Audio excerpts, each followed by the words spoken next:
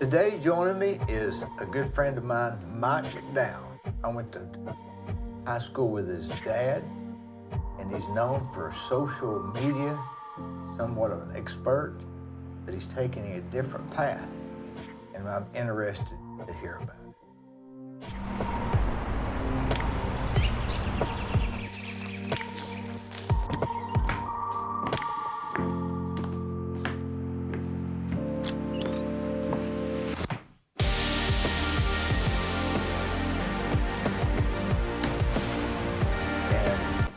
Are Sundays calm for you? A little bit. I mean, we stay pretty busy. I wear a couple different hats now between the cemetery and the funeral home. So, we have services going on every day. So it's yes and no. So today I had to go water bushes. We've got a new event center about to open, and just got the landscaping in. And so we had to go water some bushes to get that, finished up and ready to go. So it's, we don't really get a ton of days off in the funeral industry.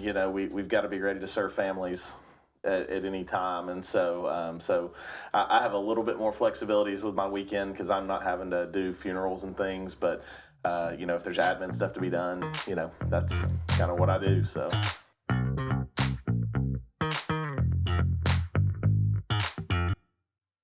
On the courthouse square at 30 2nd Street is the law firm of Logan Thompson Law. Since 1965, they have served the legal needs for the good citizens of Cleveland-Bradley County. If you've got a problem, they're no problem. Give them a call.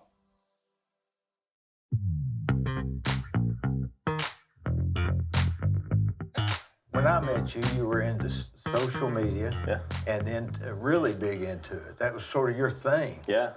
And then now, all of a sudden, you've taken this different path, and that's always, I always admire people that can take a different path. And how did that come about? Sure. Yeah. So we launched the company that you're referring to. We launched Social Joey. I guess it's been about 12, 13 years ago now. And at the time, I came over from the banking industry, so kind of a big change of pace there too. I was working at the Cleveland Bradley Teachers Credit Union, and our marketing person had left, and they needed somebody to help do the newsletter, and they were like, "You're the best person here at computers. Can you figure it out?" And so I kind of fell into the role, and it evolved into a few years in that they had Facebook had launched this ad platform, and it was right around the time around 2008 when the economy had crashed and the housing market fell, and interest rates for mortgages just went to nothing. Yeah.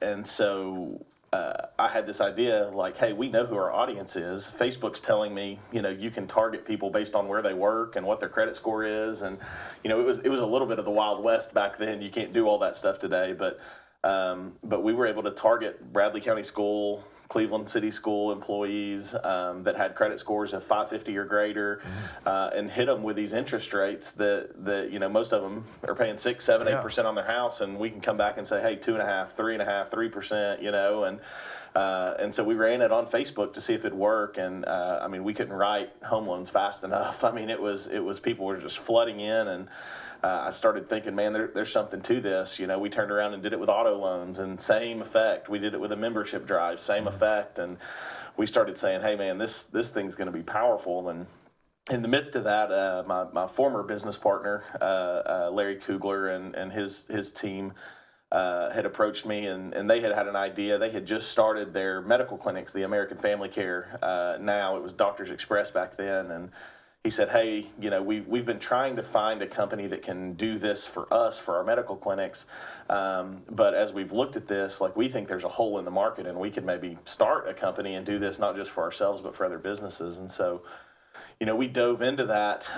Like I said, it's been 12, 13 years ago now, and went from helping, small businesses. I always tell people my favorite company we ever worked for was out of Knoxville. There was a porta potty company, and we got them the UT contract off of a $20 Facebook ad. Is that right? And we just targeted the admin building and the athletics building, and we were able to get a phone call generated to them that we were able to tie back to the ad. And it was probably my favorite thing that ever happened, because it just shows, like, it doesn't matter, what industry you're in. Like, if you know who you're going after and you can get your targeting right, like, you can speak to the right people and really get, some good business for yourself. And so we did that for 12 or 13 years. And then we were fortunate. There was a really great company called Thrive that found some value in it, and made us an offer to bring our team over, as well as the software and all the things that we were doing. And so it was a good transition, and I spent the better part of I guess it was probably 8 or 9 months there, and in the midst of that, I had a friend of mine, which the Codys and Robbie and Shelley and Trey. Trey and I grew up together. We've been really close friends since we were in high school, and he had said, "Hey, I've got this idea." And he told me, he said, we run into these problems and with these cemeteries here in town. He said, families have been asking us for years, like, is there a different way? Is there a better solution? Is there somewhere else we can go? And I mean, you've seen it in the paper. They've had some issues, and I don't want to disparage anybody or anything, but it's pretty common knowledge between Hillcrest and Sunset and some of the other places. There've been some issues with maintenance and things like that, and Companion was dealing with so many families that were saying, like, can y'all open a cemetery? Can y'all do something and figure it out? And they were so busy. Trey's like, well, we don't have time, but if I can find somebody to run it and manage it and help, then maybe we can find a way to do that. And so in the midst of this transition, Trey kind of knew, like, hey, there might be an opportunity here. Mike's not just with Larry and those guys anymore. He's working for a corporation. Maybe he'll be interested in transitioning. And so we had a really good conversation, and it seemed like something that would really help the community, right? And that's really been one thing. We've had this conversation before offline, of course, but the reason I loved what we were doing in social media is I got to sit down with businesses all across the country and learn about why they're doing what they're doing and how their processes work and how they built their business. And you hear stories of people saying, man, I started as a guy frying fries at McDonald's, and now I own 100 McDonald's, and the porta potty guy, just understanding, like, hey, this isn't just, going to construction sites, there's these, like, glamour versions of it. And you just learn so many cool things about so many companies. But at the end of the day, like, my job was to say, like, I'm going to help you feed your family, right? Like, I'm going to help increase your sales. I'm going to help you get customers. And that's always been something, that's near and dear to my heart is, how can we help people? How can we do the right thing? And so when Trey presented this to me, I have grandparents that are buried out at Sunset, and so I hear kind of all the things that were going on, and it sounded like a way that we could do something good for the community, and of course, you're going into business, you want to make a little bit of money, and so it sounded like a good opportunity to do it and do it the right way, and build something that would solve a major problem here in town, and it made a lot of sense because of their business and the funeral home and everything that they were doing, because it's very congruent. And so I guess it's been right at a year ago now.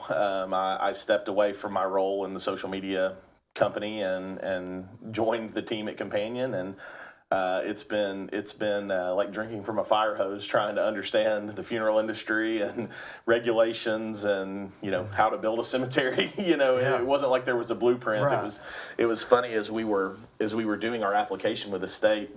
It was almost more difficult than it should have been, because they kept saying, like, nobody's applied for a brand new cemetery in years. Like, we haven't had to go through this, in so long. Normally people are buying them, or, there's already 10 in a community or whatever. And so it was funny even just working with the state through, like, what we had to do, because, they were having to go back and be like, man, it's been 15, 20 years since somebody started moving dirt to build a cemetery, and so it's been a huge learning experience. It's been a really cool adventure, I guess, to say it that way. But yeah, we're really excited about it. We've got all of our license stuff done. We're ready to go. We've actually buried a couple of people up there and served a couple of families, and so it's been a really good experience so far, and we're excited to get things. We're still finishing up some construction and getting everything finalized, but it's been a really good experience so far.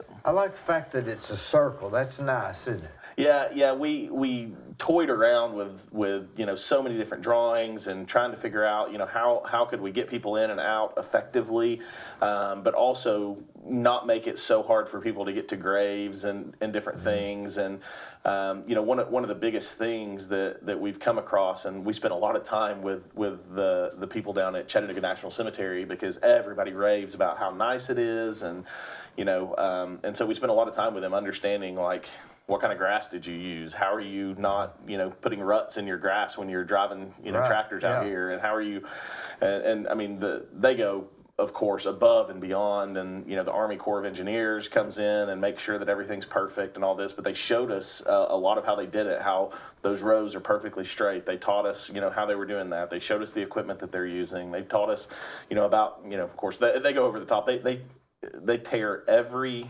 acre of grass out of that place every 5 years and replant sod.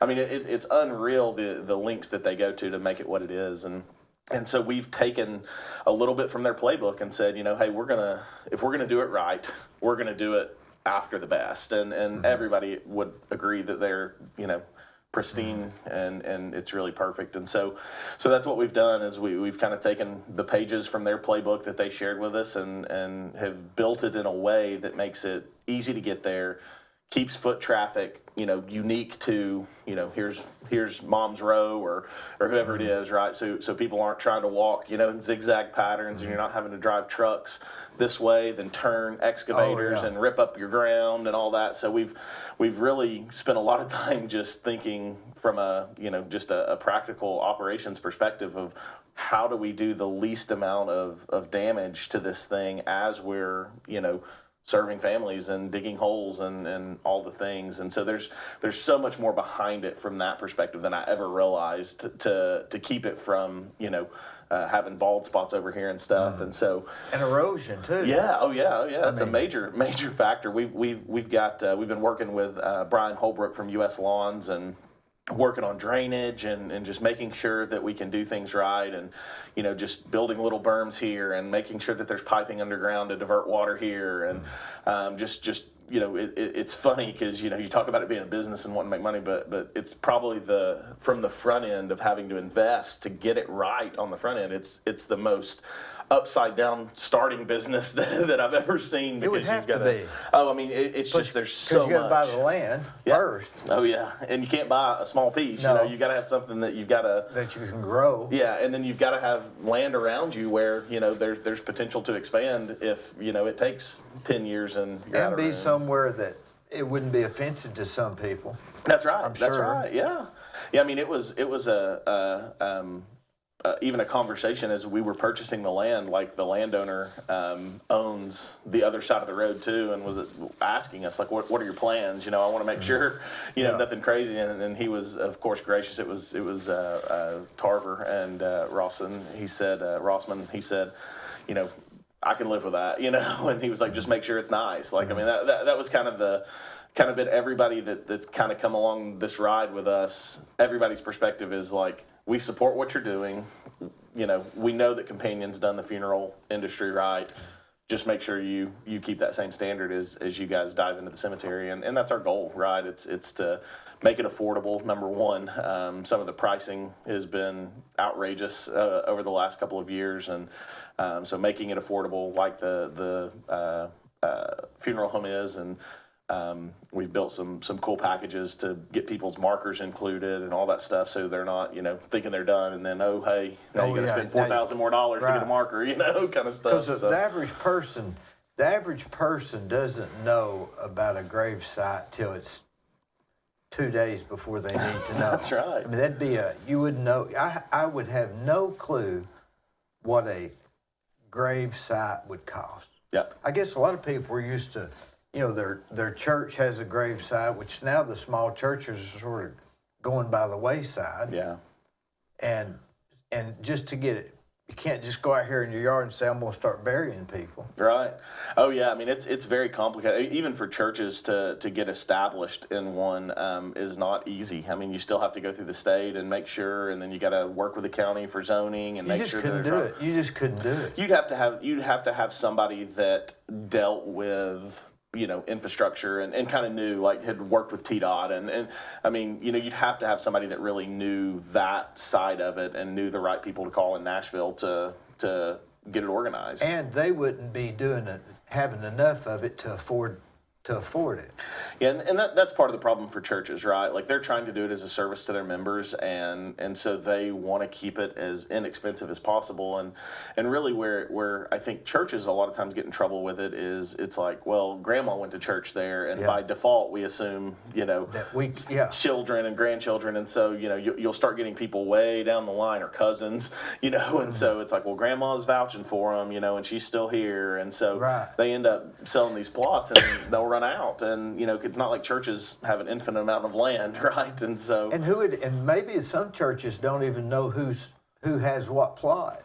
I can't imagine that. Yeah, I mean, they're supposed to, everybody is supposed to, keep records, and I will, say around here they do a very good job. Where you can get into some hiccups, is if the person that was handling a cemetery steps down or passes away or something, and there's a little bit of a gap. Yeah, if there's a gap, and you've got some stuff, that's where it can get a little difficult. But really, like in our area, all of the churches that have cemeteries, they usually do a really, really good job of keeping up with that stuff. And to commend, I guess, the funeral homes here too. Like, we usually keep a good record of that on our end too. So I had one the other day where somebody's like, hey, I've got this check that we cashed, back in 2020. It was from you guys, but we can't find whose plots they were, and we were able to go back in our records and say, okay, it was these two people. So you have to keep records of. Do you have to keep records of where they're buried? That part of the funeral home. You don't necessarily have to as the funeral home, but we do. So we have a really great software system that allows us to keep track of every bit of that from the time that we get the first call from the family that their loved one passed away. It tracks everything we do from the time that person's brought into our care until they're buried or cremated or whatever happens. We know exactly where that person is at all times. There's a really cool tracking system we have with QR codes. They're all throughout our facility, and that's tied to the tag that's on the person that's deceased. So we know exactly where they are. We can be anywhere in the world and look at our phones, and I can tell you where anybody in our funeral home is right now. And so there's some really, really good technology. And so one of the things that we've done in the cemetery that's going to be pretty unique to us, at least in this area, is we have a very similar system that we're going to be using. So if you go to a lot of these places, they're gonna have a big book or something, and it's all on paper. They're gonna have to flip through a trapper keeper, to try to figure out what's going on. So we've started working with this company called Plotbox, and they actually came and they flew drones over our cemetery, and so we have like a 3D rendering in our software of every single plot. It'll show who's where. It ties it back to their obituary from the funeral home. So not only do we know where they are, who they are, we can go back and see their obituary, so we can see all their family members or anybody that we need to, if we ever needed to contact somebody about anything, like we can see all of that data in one spot, and we're not flipping through binders and trying to do any of that. That reminds me of that website, Find a Grave. Yeah. It's that interesting. What is it about people's graves that people want to go? I was talking to a guy a few weeks ago that went to Sergeant Carter's grave up in like Clarksville, Tennessee, or somewhere. That's a big deal to people. It is. Yeah, as we were doing this, we've had so many people that have been doing this a lot longer than we have, that have been really supportive. And there was a group out of Maryville that spent a lot of time with us talking about how people process grief and how they respond, especially to like famous people and things like that. How being there, there's a part of healing that happens for people just being in the presence of their memorial and things like that. And that's why, for us, it's so important that everything's perfect, because, if this is a part of the grieving and healing process for somebody, if I'm grieving and I go see, whether it's my mom or whether it's somebody in the community that I really respected, whether they knew me or not, like if that's part of the grieving and healing process for me, and I get there and their grave hasn't been mowed, or their headstone's broken, or leaning, or it's not, it's not right, or like, sunk in. Yeah, I mean, it creates a negative experience for me. Not just with the cemetery or the funeral home or whoever, but as I'm trying to heal, like it almost keeps you from doing that. And there's a lot of research behind that there's a group out of Nashville that worked with a psychologist. I can't remember his name, but they've built all this literature around and all this data around how when people go there, if it's not right, like it can actually hurt their ability to grieve and hurt their ability to heal. And so we've been very, very forward thinking in how we're trying to prepare this place for people, because we want people to be able to heal. We want them to be able to grieve. We want it to be a good experience and a positive experience for them. And people do it, right? Like we've had people say, like, well, can I come have a picnic on Mom's grave? And we're like, of course you can. Like we want that to be a place where you can come and be with your mom again, or whatever that may be. And so when you go there and the grass is a foot high, or the headstone's broken or missing, or a vase got stolen, or whatever happens, it hurts your ability to heal and to grieve properly. And it's a very, the task is heavy on your shoulders to do this and do it well, right? If you think of it in those terms. And unfortunately, there are people that don't think about cemeteries that way anymore. It's just, hey, this is a good industry because, what's the old saying? You're always going to die and you're always going to pay taxes, right? And there are people that have gotten into the industry that's their mindset, is it's a economic proof business. And for us, that's not the way we think about things. We think about the healing process and grieving and people, needing things to be done well so that they can move on and or they can have a positive experience with their mom or their dad or their loved one or a person that's been influential to them, right? It's a really, really heavy burden that we agreed to take on when we did this, and we intend to do it right. And so it's very interesting as you kind of dive into the psychology behind a lot of that. So I didn't realize that much. I mean, I guess I knew it, but I had never put it in those words. How many? What about a lot of people are getting cremated now. So I mean, I guess starting a funeral cemetery now is not as not lucrative, but as needed. But what you're saying is there's enough of it. Oh yeah. Well, there's that, but see, people also don't think of cemeteries well anymore. I don't think, as far as people that are managing, building them. Not many people are building them, but as they take them over. So one of the things that we've done, and we'll be the only cemetery, I think, from here to Knoxville. National Cemetery in Chattanooga has one, but there's very, very few. There are a few that have built some cremation, like columbariums is what they call them, but we've actually made that a feature of our cemetery. So we'll have when we're finished 24 columbariums that are above ground cremation niches, where you can put a person, just like you would put a headstone on the ground. You can put names and dates and their photo, if you want to, on there, and all kinds of things. And so there will be a place for people to have permanent placement for cremated remains there. And then we also invested in it's a newer product. They used to do it for above ground burial. They call them lawn vaults, and people would, they would be pre-constructed above ground, kind of like what you see in New Orleans, right? Well, they've started making them for cremated remains now, but they bury them, and so it's a granite, basically a 3x3 granite box that goes down in the ground, and it's got a steel vault on the inside of it. And you can place 2 cremated remains. You could put a traditional marker on it, just like you would if you were burying, a person who hadn't been cremated, right? And so you can marry the two, the cremation and the burial. That's interesting. And that's kind of the thing. We actually think, by the time we develop, we've got almost 24 acres, and we've developed about 10 of it. We think by the time that we go to develop the other, basically half of the cemetery, it will be more cremation placement than it will be traditional burial. Right now we do, our business runs about 70-30 cremation to traditional burial at the funeral home. 70% is cremation, 30% would be traditional. Is that different than it used to be? Significantly, yeah. And especially here, kind of like everything,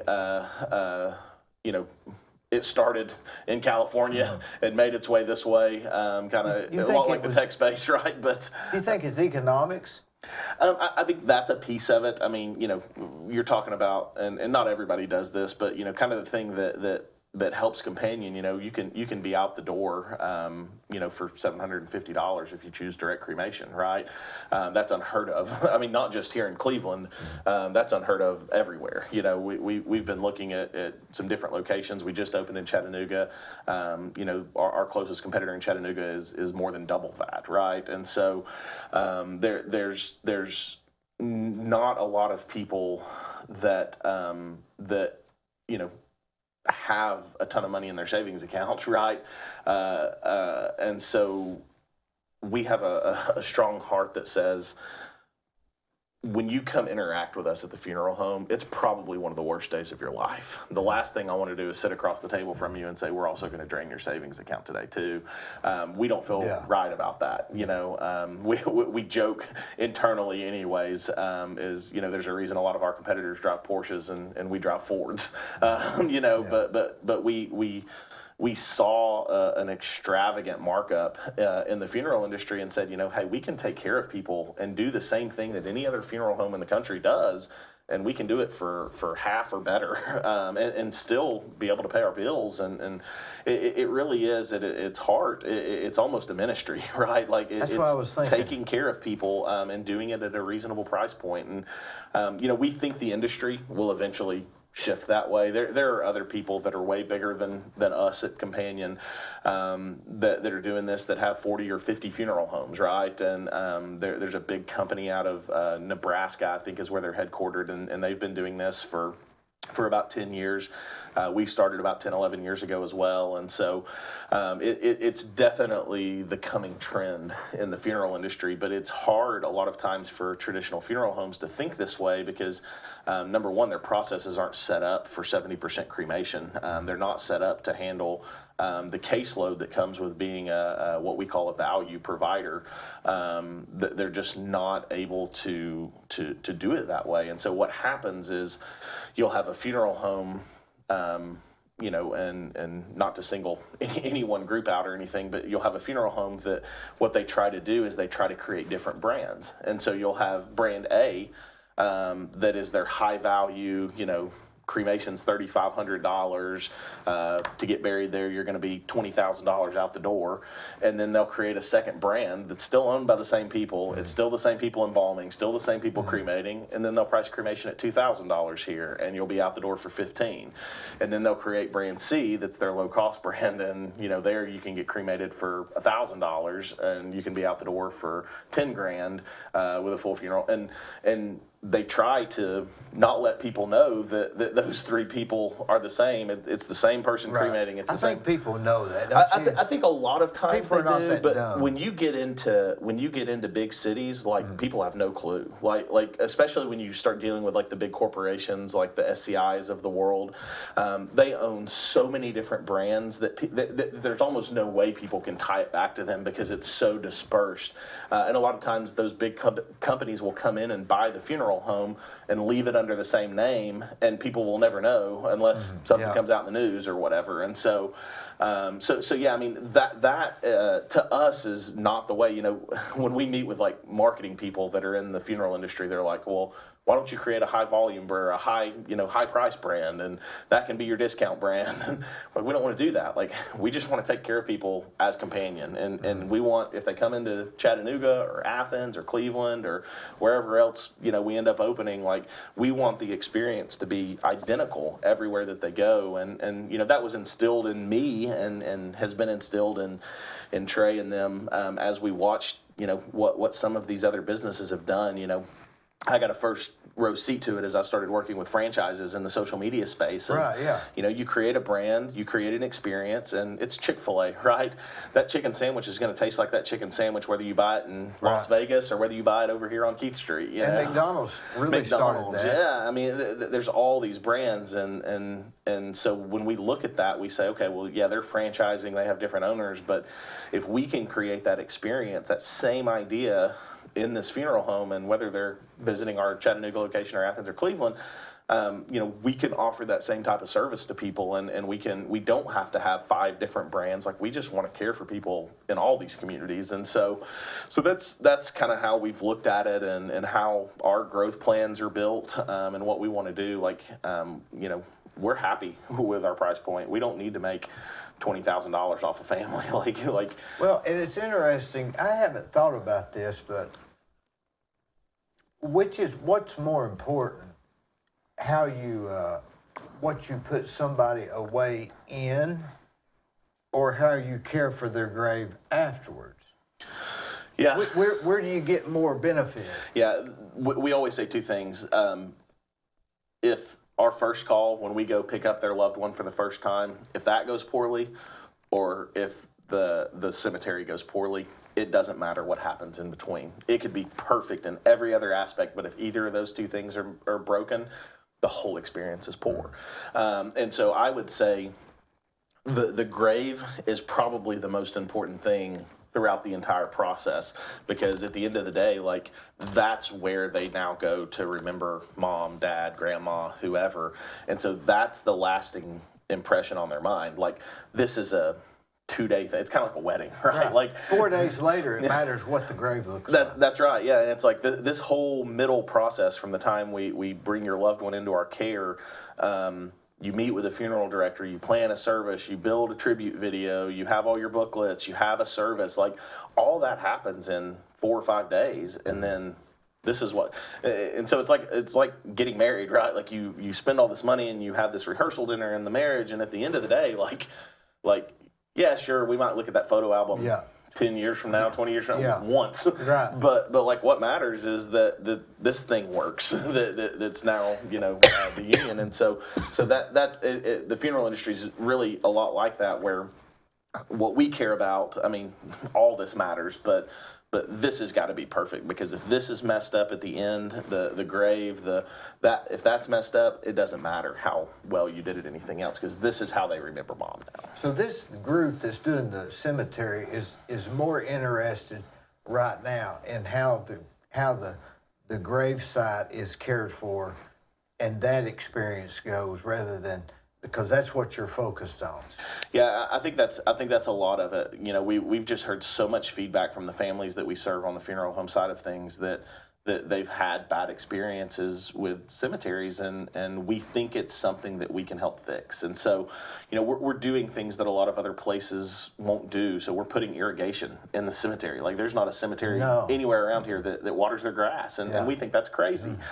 We want it to. When I met with with Brian from U.S. Lawns, I said, I want people at the country club to be jealous they're not playing golf at our cemetery, and they're having to play over there. And so that's our goal, is that it rivals the country club, and so we're going to irrigate it.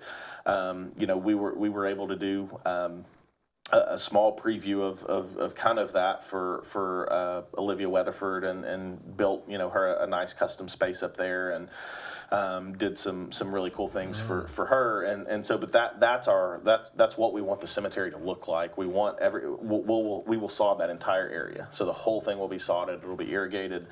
We'll eventually come back once the state tells us hey, we're going to do this project or not, it will eventually gate and fence the whole front there. So we're not having to deal with people, breaking in at night and stealing stuff or breaking monuments or things like that. So it'll be gated, it'll be fenced. It will really, I mean, if you think of Chattanooga National Cemetery in Chattanooga, it will feel very much like that when we're done. We've got had a great guy, Tony Richmond. I don't know if you've worked with Richmond. Yeah. He came out and he put some stuff in the ground for us so that we can keep our lines perfectly straight, and so our headstones will be perfect. We worked with a company out of Pennsylvania that make this special, it's basically like crushed rock. There's a special name for it, I can't remember, but you can put it below the headstones instead of just, digging into the dirt. You can put this special crushed rock, and it keeps them from like moving and stuff like that as it settles. And so we've really tried to find all the things that we hear complaints about, and said, what's the solution so that we're not dealing with that same problem. Will you have a standard headstone, or what? Can you be flexible on that? What's the idea about that? Yeah, so we have a little bit of flexibility. So one of the things that we always hear about Chattanooga National is everything's the same. It looks identical no matter where you go, right? And so our goal is to mimic that to some extent. So we've been working with Matthews International to design us bronze, and they do this for other cemeteries and other companies around the world. But what we've done is we've picked a basically it's a tiered based system, like a good, better, best, and we've worked with them on pricing and things to keep it reasonable for the consumer, but it also gives them customization. So we'll do flat bronze almost everywhere. We'll have a section where you could do uprights if you wanted to do that, but almost everything will be flat bronze. But there's customization at each level. So if you do it good, it's going to be a pretty traditional marker. It's going to be that brown color, and you can add names and emblems and those things. But what we're most excited about is kind of our middle tier package. It's really not much more expensive, but they've got like 10 standard colors. So I didn't even know you could do this with markers, but you can get them in blue and pink and red and green, and so you can customize them. And then they also come with what they call cameos, and it's basically like you can pick a picture of your mom or your dad, and they can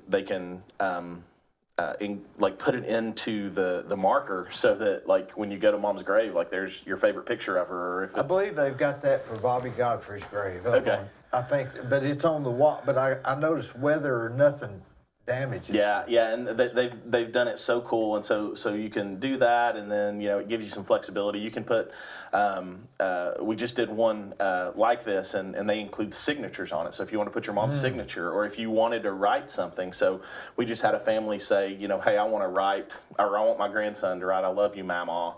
And so the kid wrote it out, and we were able to take that and actually put it, and it's no additional charge at that middle tier. And so it's like there's so many cool things that you can do. Is there an easy, quick turnaround on that?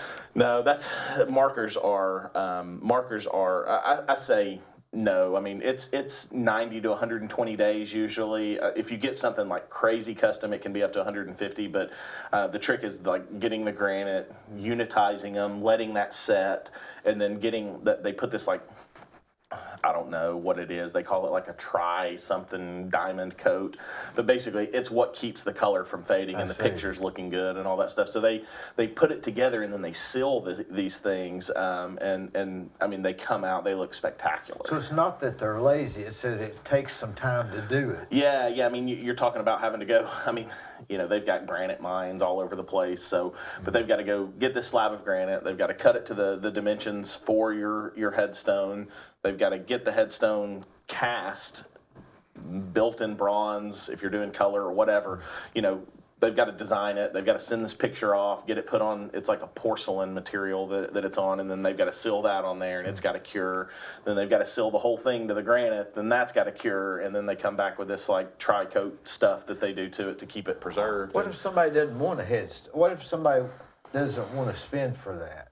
Yes, so you have to have a headstone. So we don't. So you're saying that's part of it. Yeah, but the thing is like when people think about that, they think about these astronomical prices, right? Because that's what they're used to. But like at our base level, you can get your headstone, your vault, your plot, do your service up there and all that stuff. So you're getting, of course, we're not going to do tents and stuff. We'll have a pavilion where people can do it up on the hill, so you can see over to the mountains and stuff. It's I really see, gorgeous. So you can do your service there and all that. So you get all of that. We open and close the grave, everything for $49.95, and so it's And that's more than half of that just to have the grave open and closed at these other cemeteries on the weekend. Like, it's crazy. $49.90, so $4,900. Yeah. And that's for and that gets you your maintenance forever. Forever. Well, how does that work? So That's complicated. Yeah. So this is a lot of what's caused a lot of the problems that we've experienced in Cleveland. So the state of Tennessee now requires that every time I sell a plot, I have to take 20% of that value and I have to put it in a trust fund that I cannot touch unless it's to do something maintenance related to the cemetery. So $1,000.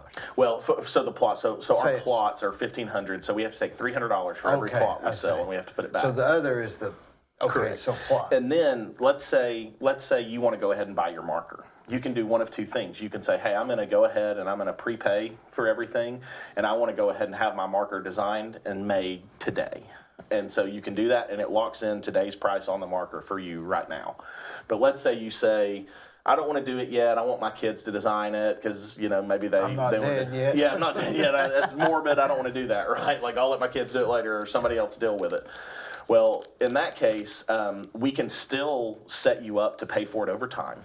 So similar to how you can do like a pre-need with a funeral home, we're going to offer pre-needs. And that's see, something yeah. that a lot of cemeteries don't want to get into because they don't have the manpower or the back-end operations to be able to process insurance policies. We can do that because we have the backing of the funeral home where we can run all that stuff in congruence together. And so For the whole, would that be for the 4,900 or the 1,500? well, so the state of Tennessee does not let you pre-need the plot. So the 1,500 would have to be paid, but you could do that and then pre-need the rest of I it, see, yeah. and then pay it over 1 year, 2 years, 5 years, 10 years, however far out you want to spread the payments. And so we think it's going to let people get a really affordable option. Their kids still aren't having to pay for it because they're pre-needing it, and so it's not a burden on their kids. Or the other thing that'll be unique to us that other cemeteries don't do is if you've got a life insurance policy.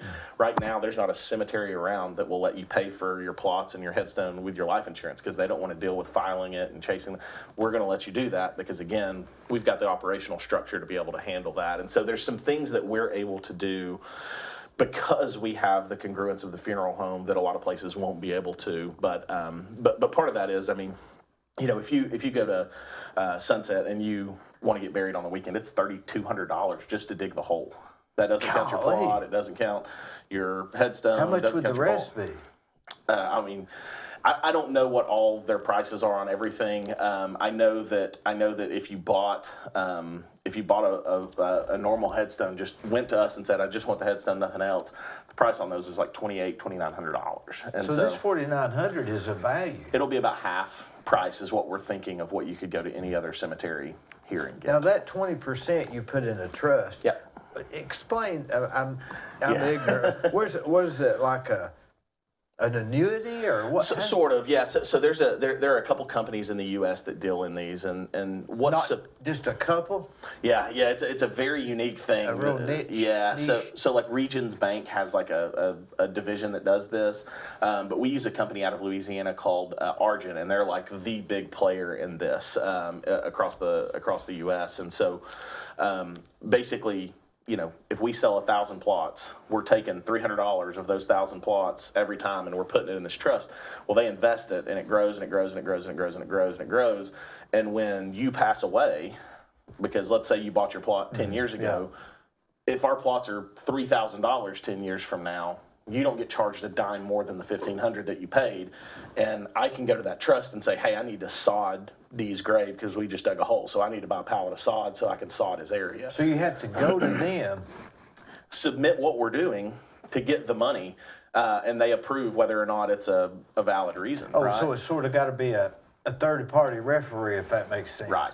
So what happened is there have been cemeteries, and it's not unique to this area. There have been cemeteries that basically said, instead of taking that money and putting it in the trust, we're just going to pay the fine at the end of the year that the state's going to charge us, and we're going to keep that money in our pockets. And so what's happened is their trust funds have been almost completely depleted.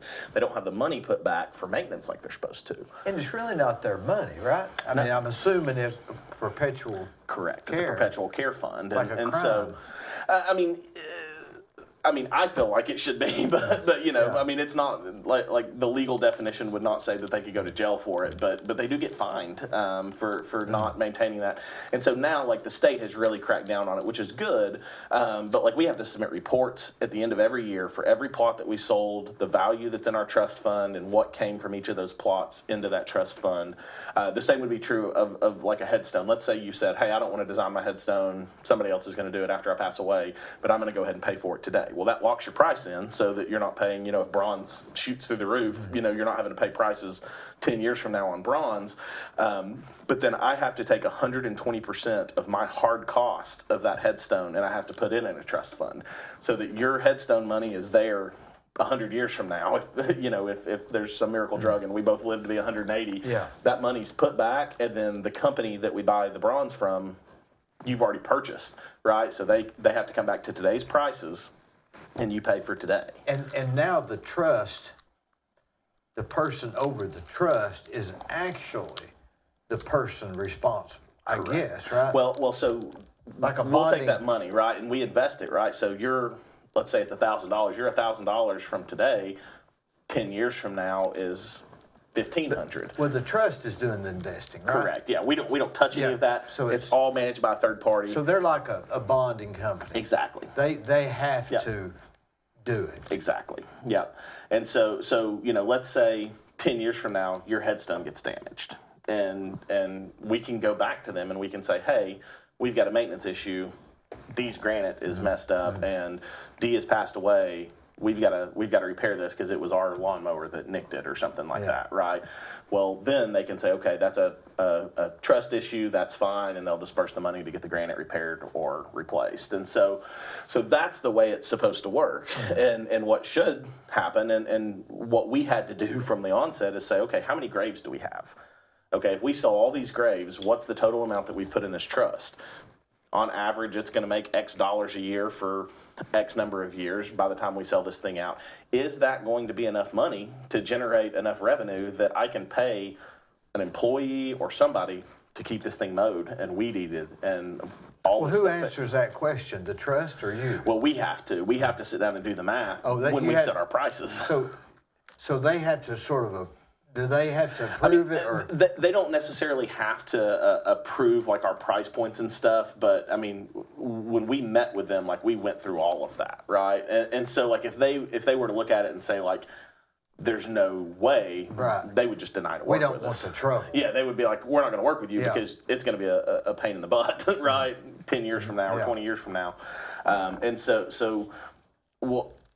when that trust gets messed up or there's not enough funds in there to do it, that's how you start experiencing some of these, you know, stuff not getting maintained, stuff not getting taken care of. And somebody probably just didn't do the math on the front end to make sure that it was going to be there, or they didn't over the years put the money that they were supposed to put in there. And so that's the stuff where we know we have checks and balances on that. That's where this software plays a huge role for us, because it's going to automatically, anytime we take a payment, it'll say, here's the amount that has to go to the trust, and we can automatically have it pulled out of our bank account. So there's not an option, right? Like we've got it built in a way where there's not an option I can put that money in my pocket, or anybody can. And you don't want to. You want to have the we money want to be right, yeah. And so that's one of the nice things is we really feel strongly that you know, we've done our due diligence. We know, you know, what it's going to cost. We know how it has to be maintained, and so you know, it's about doing it right now on the front end and building it the right way and getting the drainage stuff taken care of and laying the sod and paying for the irrigation system to be put in to keep it watered. And we know that 20 years from now, that money's going to be there to make sure somebody's mowing it or to repair a sprinkler head, or, you know. And I would think that trust funds and cemeteries would have already had the issues that came up and sort of ironed those out over the years. And so a better Yeah. cemetery trust fund would probably be better today than it was 80 years ago. Correct. Yeah, and so what's happened is the state of Tennessee, if things get egregious, they will step in and say, Right. hey, instead of 20%, you now have to put 60% in Right. to build it back Because up. we're seeing the figures or Exactly. Yeah, and so the state now is at some level taking the responsibility of doing that, and then if people continue to not do it, like there's a way in which the state can come in and say, like, you're not following Tennessee state law, we're taking your cemetery, and then they'll give it to the city or the county to maintain at that point. And so they've really done, the state has done a really good job of coming back behind and saying, hey, we know this is an issue, and so we're going to start regulating this in a way to where if it gets egregious again, these people are going to lose their business because they can't not care for people. And so we're actually really think that's a great thing because, I mean, and whether, you can argue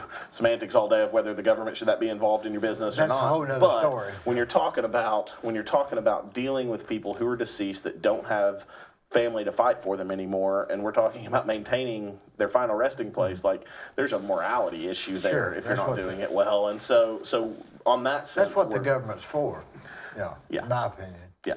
Let me ask you this. How many grave sites are you going to have well, you don't know in the other 14 because you don't know what the configuration would be, but like in this first 10 acres. So in this first 10 acres, there are just shy of 4,000 traditional graves. It's a 4 foot by 8 foot rectangle. There's about 3863, I think is the exact number, something like that, inside that circle. How close is another body? You're right next to each other, 4 foot by 8 foot. So now, typically when you put somebody in, there's about a foot between the vaults. So there's 2 designed feet between, because the other side's got a foot too. Yeah, you'd be 6 inches, right? So like you're here, you got 6 inches left, 6 inches right. But this person has 6 inches left, 6 inches right. So can you bury any of them on top of it? yeah, so that's another unique thing we do. A lot of the other cemeteries here don't offer that. So we do offer double depth, and there's a lot of cost savings there too, right? Because you're only having to buy one plot.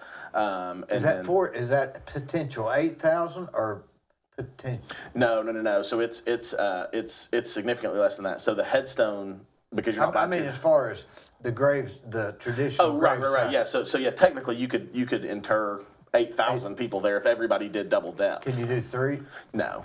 2's as deep as you can go. But so you have theoretically 8,000. Yeah, if people wanted to do that, and that's just a preference issue for people. Some people want to be buried side by side, totally fine. Some people that like the idea of double depth and saving money, great, we can do it. We wanted to give people as many options to make it fit into their budget as humanly possible while maintaining a level of consistency so that 10 years from now people are going to look at it and say, man, I wish I could golf here instead of at the country club because this looks so pristine, right? So now, that's the goal. How many what do you call them? Columbariums. Yeah. So we have 2 options for cremation. The columbariums, right now we have 5 up there that are already set. We bought everything that they had in stock, and so when they stock some more, we'll continue to build those out. Yeah, so it's basically about a 6 foot tall structure, and then there are what we call cremation niches from top to bottom. So there are 48 total cremation niches in each side. So a total of 96. And then each of those you can put 2 cremated remains in. So like if a husband and wife wanted to be in the same niche, you could do that, or if they wanted side by side, you could do that. So it's not like a vase like that then. It's a different shape. No, it's like so the ones that are at the top of the hill right now, they're giant rectangle pieces of granite, and then within that there's little 12 by 12 squares. All the way across they're like 6.5, 7 foot tall and like 5 foot wide basically. And so you've got just rows of niches on the front and the back that you can do, and then obviously the lawn vault option that we talked about, where it's the actual in-ground, and you can do 2 people in. You can inter 2 people in there as well with their cremated remains. So. Typically, if somebody dies, does a husband and wife both get the same? They get traditional, or Normally they're going to do the same thing. Because if they didn't, you'd have. Yeah, and you do have instances, especially now, like where people see the value of cremation, and maybe mom died 10 years ago, and that really wasn't a mainline thing, but dad just passed away. Right. And there are options to where you can bury the cremated remains in a traditional grave spot. Let's say mom's buried here, and we just want to dig a hole and put dad's remains in there. You have to buy a vault, like a cremated remains vault, so that the moisture and stuff doesn't get in there and wash the ashes out and stuff. So you have to put a cremation vault. But yeah, you can do that as well. And so we see that happening a little bit more, especially when, like I said, mom died a long time ago and the cremation wasn't a thing. And now dad, passed away. What do you do if, say you're a husband, you say, I want to get a spot for me and my wife and my 2 kids, but then you say, what about their kids? I mean, how far do you go with this thing? It's... Yeah, I mean, we've had people call and say, hey, I want 20 plots. Right, and so they need 21 or 19. Yeah, and so that's one of the reasons that we wanted to offer double depth, because, let's say I go in and I say, I'm going to buy one for me, one for my wife, and one for each of my kids. So I'm going to buy 4. Well, if they get married, well, it doesn't matter because they can do double depth now, and their spouses can go, above or below them, whoever passes first, right? And so that's now, you start talking about grandkids and all that kind of stuff. Like at that point, they would have to come in and say, like, hey, we need to buy 3 more, or 2 more, or whatever. But yeah, I mean, we've had people come in and say, hey, I want 20, I want 10, I want 2, and so it's really just again, we can be as flexible as people want to be with stuff like that. And some of these churches that out in the county, urban areas that have cemeteries next to them, do they have perpetual care, or is it just... So church cemeteries aren't regulated the same way that like what we're doing would be. So they are supposed to submit reports every year to the state, but there's some regulations about when they were formed, whether or not they have to. Really, how churches regulate is it's more internal. So like most church cemeteries won't let you be buried there unless you're a member of the church. So you have to be, different churches are different. You have to be a signed member of the church or whatever to be buried there. And then whoever's doing the landscaping for the church typically is the person that's handling their cemetery. It's very rare for a church to have a massive cemetery, right? Yeah, like they're not having 20-acre cemeteries. So all they need is somebody to mow it mowed, and somebody's mowing the yard anyway. So. Exactly, yeah. So normally, in most of those cases, it's Forrest a church member that's Didn't volunteer. He mow a cemetery That's right. He did, yeah. Yeah, so normally those churches will have a member or somebody volunteer and say, hey, I'll do your landscaping once a month, and then, they'll get 4 What if four somebody guys wants to have their funeral there? Is there such a thing? Have their funeral. The whole funeral. Yeah, so that's one of the reasons that we are trying to get away from the tent by the whole kind of deal. You run into so many problems because, it's not like we live in Iowa and everything's flat, right? So no matter where you set up in our cemetery. Chairs are leaning. Yeah, chairs are leaning. It's not very comfortable. And really, you can only put so many chairs out. Well, and people are walking on other people's... That always bothers me. Yeah, and you're setting chairs up on them, right? I mean, you're setting chairs up. You gotta be. And so what we have elected to do is we're building what we call a committal pavilion. So it'll be a pretty large structure that can seat quite a few people, and you can do the whole 20 funeral. people? No, it'll be more than that. So the structure will be somewhere around like 30 by 30 feet, 30 by 24 feet. Pretty good size. So I mean, you'll be able to seat quite a few people, and then there will be plenty of room for standing too. So there will be a spot. So like the back wall will be solid. You'll be able to put the casket up there. We might rock it. We haven't decided exactly what it's going to look like yet, but it'll probably be kind of rock. The casket can sit there, or if you have an urn, we'll have like a little thing that can roll out, and the urn can sit on it if you're doing an urn burial. And then it'll have some fixed benches. We'll have some fans in there for the summer. Those Chick-fil-A has inspired us. We're going to put some of those heaters like they have in the drive-through. Yeah. So in the winter it can do that. So it won't be necessarily heat and cooled, other than if you have to, right? Yeah. I mean, if it's freezing cold, we'll turn the heaters on. Right. If it's blazing hot, we'll crank the fans up. And then we've also looked at kind of like restaurants that have the outdoor where the plastic things can roll down. So if it's raining, right. you know, we can keep people dry. Yeah. And so you can do the full service there if you want to, or if you just want to do like your graveside service up there. But really, for respect, kind of like what you said, respect for the other people, but also you know, doing those tents and everything.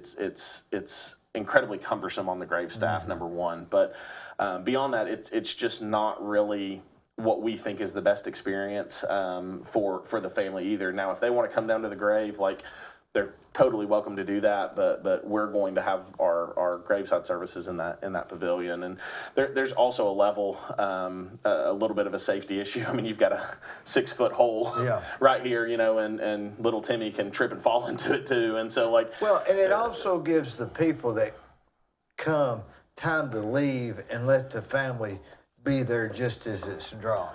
Yeah, and one of the things, like, again, we talked about, like, if this is wrong, you know, at the end, if the grave's wrong at the end, it can ruin it. And there's a level of, I would rather a family see the grave for a first time after the dirt's been put back and the sod's been laid, right? And so when they come back, like, we put these, we call them temporary markers, but it's like a little, until the gravestone comes in, you know, it's a marker that has mom's picture on it and dates and all those things that are going to go on the marker eventually. But you know, we have a as we're filling it back in, like, we've got a big, like, pneumatic tamp, and so, you know, we're settling it, and not to say that the dirt's not ever going to settle if it rains. So y'all will actually tamp it. We'll tamp it down, settle the dirt, lay sod back over it. You know, as we're developing, you know, it's not like day one every grave's going to have sod, but as we start filling up a section, we'll come back and we'll sod it, keep it really nice and everything for people. But I don't want people to be like, hey, I came back to mom's grave and, you know, it looks terrible because, you know, you threw some straw on a mound of dirt. Yeah, Like and it's still high, you know. Yeah, and there's reasons that they do that because they don't have, you know, enough employees to come out there and do it right. But so that'll be the other thing. So we'll have a schedule to where we'll know, hey, on Monday you can get buried at 9, 11, 1, 3, 5. And when the seasons change, you know, maybe that becomes 7, 9, 11, and we can do it and cut it off a little earlier. But we want to give our team time to do it right. And you know, we know that for some people, like, hey, I want to be buried at 11:55. Well, sorry, you're going to have to bump to noon, or you're going to have to bump to 1, because we've got to have time to do that right, and make sure, you know, somebody's mom's taken care of, right? Like, and we hope that people will look at that and say, like, yeah, that's how I want my mom treated too. And I think people are so used to going to a cemetery and there's a tent set up over here and a tent up there on that hill and a tent down here, and, you know, as you're leaving, another hearse is pulling in. Yeah. We want to create an environment where when you're in that cemetery and you're doing your service for your mom, you are the only thing that matters. We're not thinking about the 17 other things. Like, we're going to take care of your mom. And when your mom's taken care of, we can serve another family. And you can come see mom, you know, and we'll tell people, you know, hey, give us about an hour and a half, maybe 2 hours, depending on where the grave is. You can come back, everything will be ready to go, and we'll take the flowers, you know, like a lot of times, like, some cemeteries will leave that up to the family, but, you know, we're going to take the flowers, we're going to lay them nice on the grave, make sure it looks right, and you're not having to worry about, you know, hey, the AstroTurf's still laying there because somebody hadn't had time to pick it up yet, or the tent's still there because nobody's had time to break it down. We just don't want families to ever come back and say, you know, man, this doesn't look great, and I hope they get to it eventually. We want people to know that as soon as they leave, like, until mom is taken care of, that's the only thing on our agenda. So, so that's. Do you really see this as I see the passion in your voice? You see this as a mission. It is. It is 100% that. I mean. Were you always like that? A little bit, you know. Because I really never detected that sincerity in your other business. Sure, yeah. I mean, so my degree is actually in student ministry, so super is that random. Right? Yeah. So I come from a background of you know, wanting to care for people and wanting to do it in the right way. Were you a graduate of Lee? I was, yeah. So I have my primary degree is in student ministry, and then I have a minor in accounting. My dream was never to preach. It was always to be the person in the back office. handling the organizational structure and figuring out like how can we better serve people as a church, like how can we. But where did you get that desire? It's funny. I've always kind of had a little bit of that in me. I grew up at First Baptist and had a really great experience with Stan Gibson, who is a longtime mentor of mine, and Heath Esslinger was our student pastor the last part of my time there, and I watched how Stan and Heath worked, and Stan still spoke and did some of the things, but Stan's heart was always like, look, Heath is a dynamic speaker. People are going to follow him to the ends of the earth. If I can put some organization behind that, like we could really build something cool here. That's what Stan did. And that was Stan's heart, and I was really inspired by that, and I think that it's easy in a church for a pastor to get pulled in 1,000 different directions and not have time. It's like business. You can either work in your business or you can work on your business, right? And I think that happens to a lot of pastors is they have a desire to turn their church into this thing and have these kinds of ministries, but they get so caught up in having to handle payroll because there's not a staff accountant or do all these things. And so what type of stuff did Stan do that inspired you? Yeah, so Stan focused a lot on building. So let's say Heath's getting ready to launch a sermon series on, how to use Twitter as a teenager or whatever it was, right? Like Stan was behind the scenes thinking about like, okay, they're going to get this message on Wednesday night. What are the things that I can give them on Thursday, Friday, Saturday to prepare them? And how then can we talk about this on Sunday school so that they're not just getting preached at and hearing a different message on Sunday and a different message on Sunday night, but how can we make sure this whole thing flows together so this idea that we're trying to instill in them, it's getting reinforced every day, whether they're doing their Bible study, whether they're coming to Sunday school, whether they're attending Wednesday night, but everybody in our youth group is hearing the same message from Sunday to Sunday, and we're practicing those skills throughout the week with our Bible study guides and our text messages and all these different things that are happening. So without somebody like Stan, he created,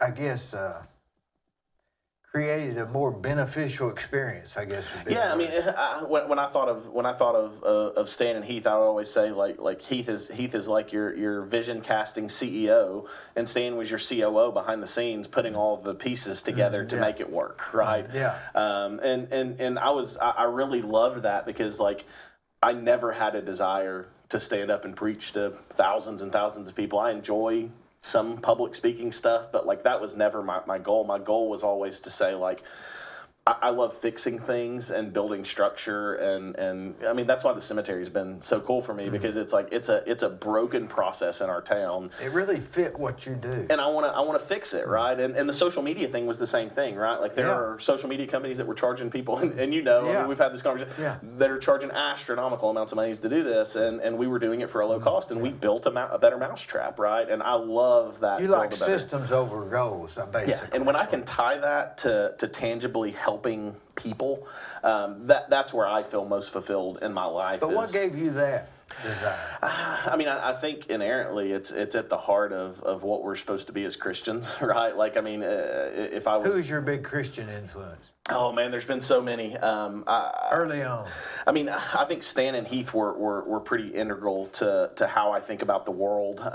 They pointed me to a few people. They pointed me to... it started as people that questioned the system, so the Brian McLarens and the Rob Bells of the world, and then they were great at asking questions about why do we do things or why do we think about God the way we think about God, but then later on in life as what they would coin deconstruction is I moved away from that. Probably N.T. Wright is probably the biggest foundation for me now. He helped me kind of put some things back together and understand how we can still care about people and where they're at in their life and their spiritual experience, but also how can we also think about what that does to impact the world around us, right? Like he talks a lot about how Jesus cared obviously about people and where their hearts were, but he was also healing lepers and feeding people and Right. the thousands of people that followed. So Jesus had this blend of sure, yeah, we're trying to care for people's soul, but we're also trying to fix the problems in the world while we're doing it. And so there's a level of that inspires me a lot. And you're never going to find me on a stage, preaching and telling people to do this. But if I can see an injustice in the world, and I can build a business or a system or something that can fix that injustice, like, to me, that's at the heart of what it means to be Christian, is finding ways to do that and sharing the love of Jesus. And I think that's part of what we're doing here at the cemetery is I would never say that people at Sunset are like, man, we're going to take advantage of people. I don't believe that. I don't think that's their heart. Jessica works her tail off up there, and the guys that own it, I don't know them super well, but I know the people that work at these cemeteries. They don't have bad hearts. Like, they don't not care for people, right? And I would say the same thing about these other funeral homes in town. Like, I would, like Junior's a great guy. Like I would never ever say anything to anybody that these people aren't at their hearts, like, trying to care for people. What he went through with Shipley and everything. Shipley was a good friend of mine, and I couldn't imagine going through that as a father and then still trying to comfort people that have lost loved ones. It's unthinkable. It really is. And so You're just trying to create something a little better. That's all you're trying to do. Yeah, I just think, if we can find a way to care for people well, do it in a way that can ease the financial burden on them, I think that's a win-win for everybody.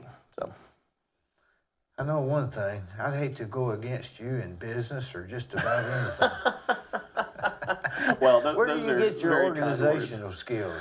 Well, I always tell people I got a PhD in this from Larry. I spent a lot of time just learning from Larry and Jack and John Kugler over there at Crusader. That they are some of the most brilliant businessmen in our town. They've done some incredible things with their AFC organization, and they just taught me so much. One of the things that's always stuck with me, one of the very first days that I ever worked over there, Larry told me, he said, if you take care of people, you'll never have to worry about money. He said, the money will come. If you serve people well, you have a good product, you never have to worry about money because the money will come. And that spoke to me. And one of the reasons I left my job to go work for him was because of that, because I know his heart is, we're going to serve people well. And if we do that, like, our businesses will thrive because we're serving people well. And so I owe a lot of learning how to do that to those guys, because when I started, they had 2 AFCs open, maybe 3, maybe the third one had just opened. And there's 20, 25, 26 of them now, right? And so I watched them build a medical empire almost, right? Like, but they didn't do it through, anything other than, there's a need in this community. The hospitals in this community aren't awesome, and their wait times are long. Like, these people need urgent care. They were identifying problems and then putting solutions in place to serve people. And so I watched them, do build outs and talk through TDOT and TDEC and all this crazy stuff that I'm in the midst of now. I spent 10 years getting to watch them do that. And then I also had the benefit of we served, I think at the peak of Social Joey, I think we had like 80 or 90 franchises. And I was meeting with CMOs and CEOs and all these people, and I was hearing their stories and why they built ServPro, or why they built Jersey Mike's, or why they did this, and how they went from one location to 1,500 of these things across the country, and how they see their business evolving.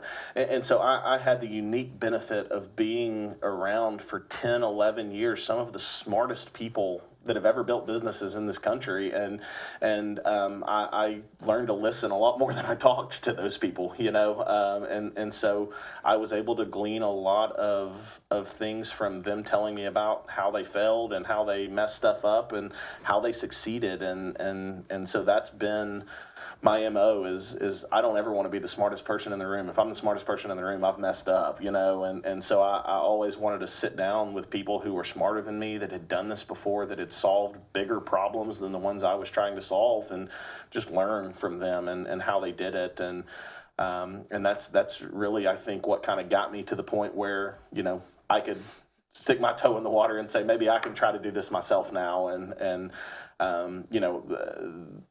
if I ever get in a spot, like I try to glean and learn from as many people as possible. I don't think I've got it figured out. I don't think that I have all the answers to running a cemetery. We're going to probably mess up 100 times, right? But we're going to learn, and we're going to get better, and that's what we do. So that's our heart behind what we're trying to do, and where I think that I kind of gleaned my abilities to do it from is just learning from other people. So. Well, it does look good, and it's a great location. I believe you may have more locations.